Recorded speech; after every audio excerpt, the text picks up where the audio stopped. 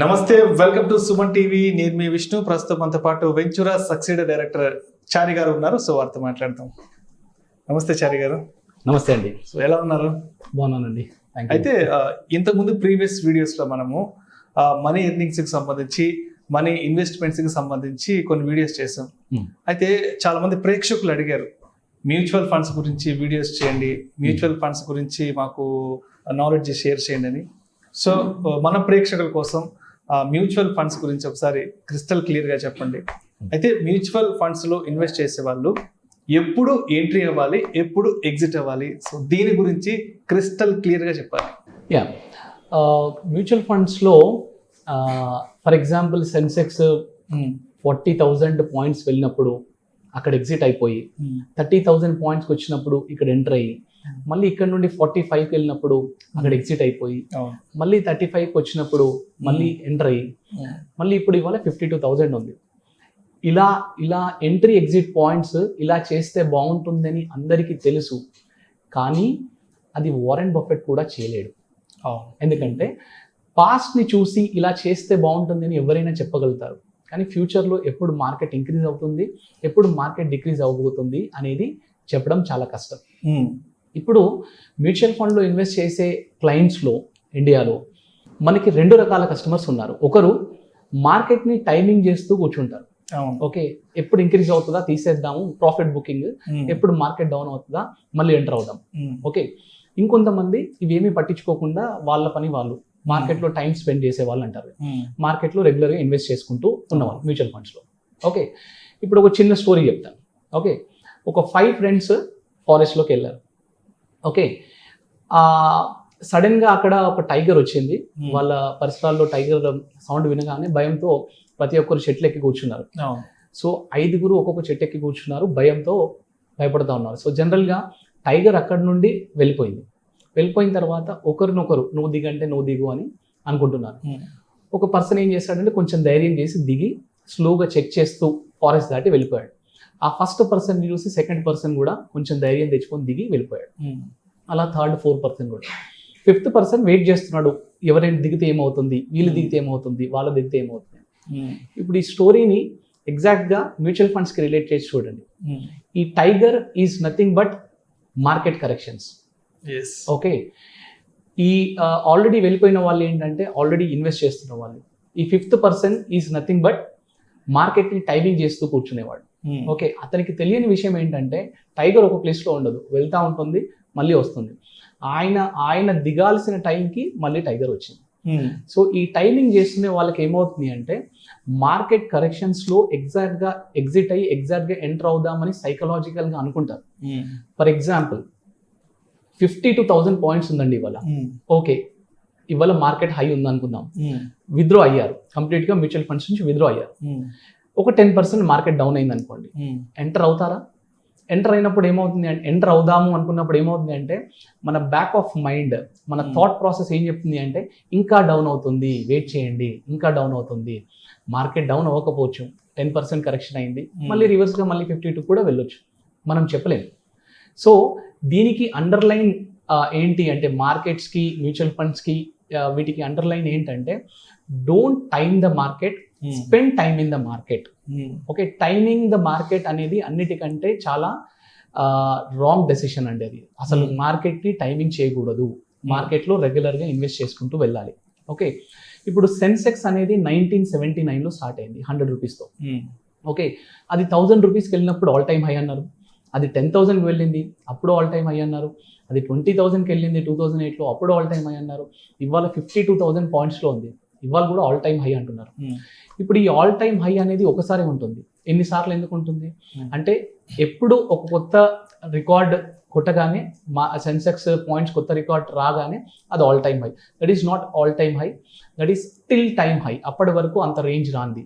అంటే సెన్సెక్స్ అనేది 2 lakhs వెళ్ళదా, 3 lakhs వెళ్ళదా, 10 lakhs వెళ్ళదా, అలా ఏం లేదండి. సెన్సెక్స్కి there is no limit for that. అది గ్రో అవుతూనే వెళ్తుంది. మీరు లాస్ట్ 25 years సెన్సెక్స్ గ్రాఫ్ని కనుక చూస్తే హ్యూజ్ గ్రోత్ ఉంది, కానీ సెన్సెక్స్ మార్కెట్ గ్రాఫ్ని ఒక 20 years గ్రాఫ్ని మీరు ఒక కన్సైజ్ చేసి పెడితే ఈసీజీ మిషన్ గ్రాఫ్ ఉంటుంది కదా, ఆ గ్రాఫ్ ఎలా ఉంటుంది? అప్స్ అండ్ డౌన్స్ గా ఉంటుంది. Ups and downs market graph కూడా అలాగే ఉంటుంది. ఓకే, ఈసీజీ మిషన్ గ్రాఫ్ లో అప్స్ అండ్ డౌన్స్ ఉండకుండా స్ట్రైట్ ఉందనుకోండి, దాని అర్థం ఏంటి? సో జరగాల్సిన డ్యామేజ్ జరిగిపోయింది, డెడ్ అన్నట్టు. ఓకే, ఇక్కడ కూడా మార్కెట్ అప్స్ అండ్ డౌన్స్ లేకుండా స్ట్రైట్ లైన్ లో ఉందనుకోండి, మార్కెట్ ఏం రిటర్న్ ఇవ్వట్లేదు, ఇట్స్ ఎ డెడ్ ఇన్వెస్ట్మెంట్ అని అనమాట. సో నేను ఏమంటానంటే గ్రోత్ ఉంటుంది ఖచ్చితంగా లాంగ్ రన్ లో, కానీ కరెక్షన్స్ తో కూడిన గ్రోత్ ఉంటుంది.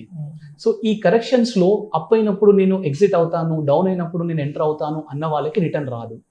లాస్ట్ 20-25 years లో కరెక్షన్స్ లో ఉన్న వాళ్ళకే ఎక్కువ రిటర్న్ వచ్చింది, ఇన్స్టెడ్ ఆఫ్ మార్కెట్ ని టైం చేసిన వాళ్ళకంటే కూడా. రైట్, ఇప్పుడు అంటే మార్కెట్లో అంటే మ్యూచువల్ ఫండ్స్లో అసలు ఎగ్జిట్ పాయింటే ఉండదా అంటే లేదు, ఉంటుంది.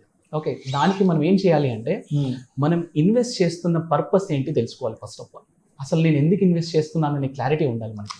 ఓకే, నేను నా చిల్డ్రన్ ఎడ్యుకేషన్ గురించి ఇన్వెస్ట్ చేస్తున్నానా, చిల్డ్రన్కి మ్యారేజ్ ప్లానింగ్ గురించి ఇన్వెస్ట్ చేస్తున్నానా, లేదా నా రిటైర్మెంట్ ప్లాన్ గురించి నేను ఇన్వెస్ట్ చేస్తున్నానా.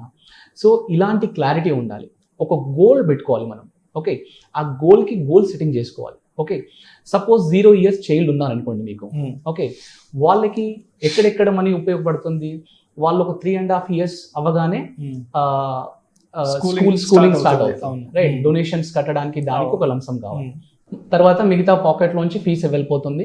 ఇంటర్మీడియట్ కి వచ్చేసరికి ఇంకొక లంసం, గ్రాడ్యుయేషన్ కి కాగానే ఇంకో లంసం కావాలి. ఓకే, ఇలా మనకి ఏ ఇంటర్వెల్స్ లో అమౌంట్ రిక్వైర్మెంట్ ఉంటుంది అనేది మనం గోల్ సెట్ చేసుకోవాలి ఫస్ట్ ఆఫ్ ఆల్. ఎగ్జాక్ట్లీ. తర్వాత గ్రాడ్యుయేషన్ ఎగ్జాంపుల్ తీసుకుందాం మనం. ఓకే, 0 years నుండి గ్రాడ్యుయేషన్కి వచ్చే వరకు 17 to 18 years టైం పడుతుంది. అవును, రైట్. ఈ 17 to 18th year లో ప్రజెంట్ వాల్యూ ఎంత అవుతుంది గ్రాడ్యుయేషన్కి, ఫ్యూచర్ వాల్యూ ఎంత అవుతుంది. ఫర్ ఎగ్జాంపుల్ ఇంజనీరింగ్ అనుకోండి, ఇవాళ 4 years కి కలిపి మేబీ 10 lakhs అవ్వచ్చు, 15 lakhs, depends. Okay, for example 10 lakhs అయింది అనుకోండి 4 years కలిపి. నెక్స్ట్ 17 years లో ఈ 10 lakhs వాల్యూ ఎంత అవ్వచ్చు ఇన్ఫ్లేషన్ బేస్ చేసుకొని, దానికి ఎంత రిక్వైర్మెంట్ ఉంటుంది, ఆ రిక్వైర్మెంట్ కి నేను ఇవ్వాలా, ఎంత ఇన్వెస్ట్ చేసుకుంటూ వెళ్ళాలి, ఇయర్లీ ఇన్వెస్ట్ చేయాలా, మంత్లీ ఇన్వెస్ట్ చేయాలా, లంసమ్ ఇన్వెస్ట్ చేయాలా.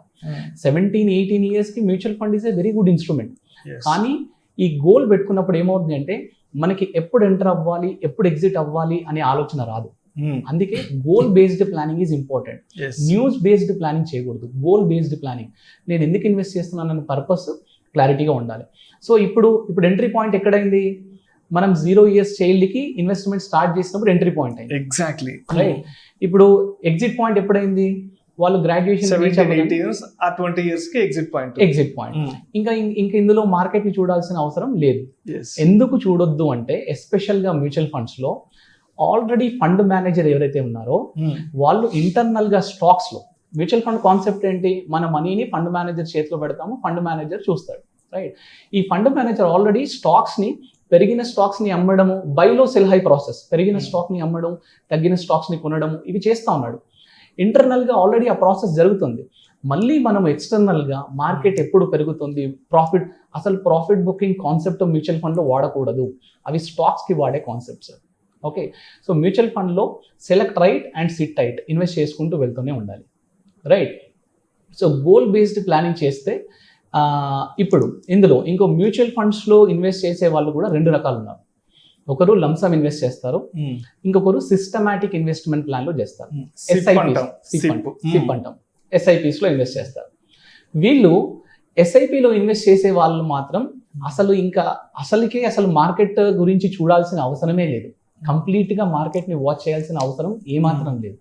ఎందుకంటే దీనికి ఒక ఎగ్జాంపుల్ చెప్తాను. 2008 మార్కెట్ క్రాష్ లో January 2008 లో Sensex was somewhere around 20,000 points లో ఉంది. అక్కడ మార్కెట్ క్రాష్ అవ్వడం స్టార్ట్ అయింది. ఆ మంత్ నుండి మంత్ ఆన్ మంత్ డిక్రీజ్ అవుతుంది. 2019, 18, 17, 16 అలా 9,600 points వెళ్ళిపోయింది. దాదాపు 50% కరెక్షన్ అయింది. మళ్ళీ అక్కడ నుండి స్లోగా మళ్ళీ 20,000 points కి ఇంక్రీజ్ అయింది. రైట్, అయితే లంసమ్ ఎవరైనా ఒక 1 lakh rupees January 2008 లో ఇన్వెస్ట్ చేసి ఉంటే వాళ్ళకి ఒక 3 years తర్వాత కూడా సేమ్ రిటర్న్ ఉంది. ఎందుకంటే సేమ్ 20,000 points లో ఉంది మార్కెట్. కానీ ఈ 36 months లో మీరు మార్కెట్ గ్రాఫ్ ని చూడండి, ఇలా యూ షేప్ లో ఉంటుంది మార్కెట్ గ్రాఫ్. ఈ సిచ్యువేషన్ లో ఎవరైతే SIP ఇన్వెస్ట్ చేస్తారో ఈ 36 months లో వాళ్ళకి చాలా మంచి రిటర్న్ వచ్చింది. మోర్ దెన్ 15% రిటర్న్ వర్కౌట్ అయింది. ఎందుకు అంటే మార్కెట్ డౌన్ అవుతున్నప్పుడల్లా మీ ఇన్వెస్ట్మెంట్ వెళ్ళి మనం కొంటా ఉన్నాం నెంబర్ ఆఫ్ యూనిట్స్. సో ఆ మార్కెట్ డౌన్ అవుతున్నప్పుడు, మార్కెట్ ఇంక్రీజ్ అవుతున్నప్పుడు నెంబర్ ఆఫ్ యూనిట్స్ పర్చేసింగ్ ఎక్కువైందనమాట. సో వాళ్ళకి లంసమ్ ఇన్వెస్ట్ చేసిన వాళ్ళకంటే కూడా ఎస్ఐపిలో ఎక్కువ రిటర్న్ వచ్చింది. ఓకే, ఒకవేళ లంసమ్ కూడా ఇన్వెస్ట్ చేస్తాను అన్న వాళ్ళు కూడా డైరెక్ట్ లంసమ్ ఇన్వెస్ట్ చేయకుండా, ఫర్ ఎగ్జాంపుల్ ఇలాంటి సిచ్యువేషన్స్లో మార్కెట్ ఎంట్రీ పాయింట్స్ని మనం ఎగ్జాక్ట్గా చెక్ చేసుకున్నప్పుడు ఎస్టీపీ అనే ఆప్షన్ ఉంటుంది, సిస్టమాటిక్ ట్రాన్స్ఫర్ ప్లాన్. సో మనం లంసమ్ని లిక్విడ్ ఫండ్లో పెట్టి అక్కడ నుండి ఈక్విటీలోకి రెగ్యులర్గా వెళ్తూ ఉంటుంది అనమాట. ఇవి కొంచెం సేఫ్గా మార్కెట్లోకి ఎంటర్ అయ్యే, అంటే మేబీ ఇమీడియట్గా ఒకటేసారి ₹1,00,000 పెట్టకుండా కొంచెం కొంచెం కొంచెం మనం ఇన్వెస్ట్ చేసుకుంటూ వెళ్తాం. That is called systematic transfer plan. So నాకు ఒక చిన్న సందేహం కలుగుతుంది. సో ఈ మంత్లీ ఇన్వెస్ట్మెంట్ అనేది మ్యూచువల్ ఫండ్స్ కి సంబంధించి ఎంత అమౌంట్ తో మనం స్టార్ట్ చేసుకోవచ్చు? అంటే ₹1000 వీలవుతుందా, 2000 వీలవుతుందా? సో దాని గురించి చెప్పండి. మ్యూచువల్ ఫండ్స్ లో మీరు ఈవెన్ ₹500 తో కూడా మీరు ఇన్వెస్ట్మెంట్ స్టార్ట్ చేసుకోవచ్చు. అక్కడ నుండి ఇంకా దెర్ ఈస్ నో లిమిట్, ఎంత కావాలంటే అంత ఇంక్రీజ్ చేసుకోవచ్చు.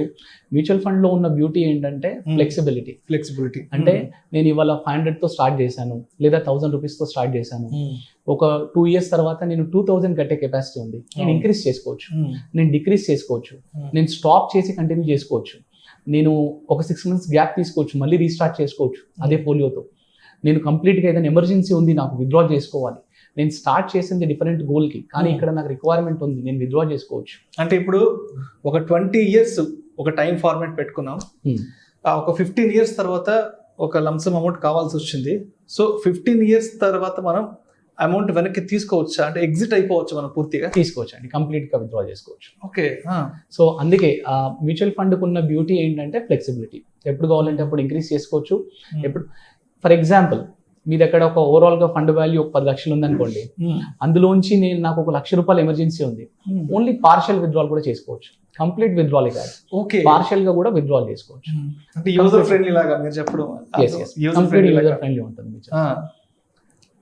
ఫుల్ అమౌంట్ కావాలంటే కూడా 15 years తర్వాత తీసేసుకోవచ్చు, మధ్యలో ఏదైనా అవసరం అయితే కూడా ఒక 2 లక్షలు 3 లక్షలు కూడా డ్రా చేసి తీసుకోవచ్చు. ఓకే. అండ్ ఇంకొంతమందికి వచ్చే క్వశ్చన్ ఏంటంటే, మార్కెట్ ఒకవేళ నేను విత్డ్రా చేసే టైంకి డౌన్ అవుతే ఏంటి, నేను విత్డ్రా చేసుకునే టైం రోజే డౌన్ అవుతే ఏంటి, మార్కెట్ ఫ్లక్చువేషన్స్ ఏదైనా వస్తే పరిస్థితి ఏంటి?